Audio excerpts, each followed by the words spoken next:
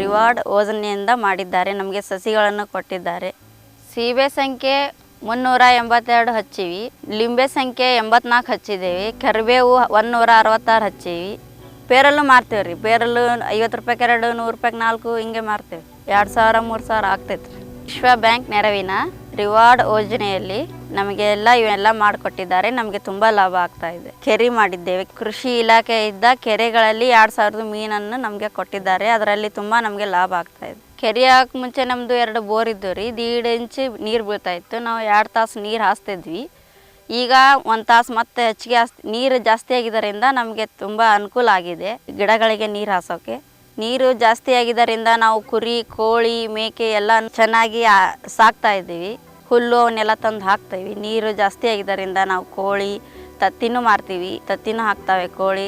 ಟಗರು ಮಾರ್ತೀವಿ ರೀ. ಟಗರ್ಲಿದ್ದಾನು ಲಾಭ ಐತಿ. ಇದು ನಡಬರ್ಕ್ ಪೇರಲ್ಲಿದ್ದ ನಡಬರ್ಕೆ ಉಳ್ಳಾಗಡ್ಡಿ ಹಾಕ್ತೀವಿ ರೀ. ಉಳ್ಳಾಗಡ್ಡಿದು ಹುಲ್ಲು ಬಂದಿದ್ದು ಟಗರಿಗೆ ಹಾಕ್ತೀವಿ.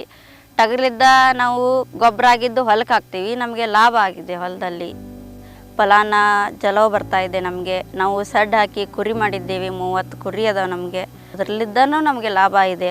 ನಮಗೆ ಮನೆಯಲ್ಲಿ ಕುಂತು ಬೇಸರ ಆಗ್ತಾಯಿತ್ತು. ಅದಕ್ಕೆ ತೋಟ ಮಾಡಿ ಅದರಲ್ಲಿ ಕೆಲಸ ಮಾಡಿದರೆ ನಮ್ಗೆ ಲಾಭ ಬರ್ತೈತೆ ಅಂತಂದು ಮಾಡಿದ್ದೇವೆ.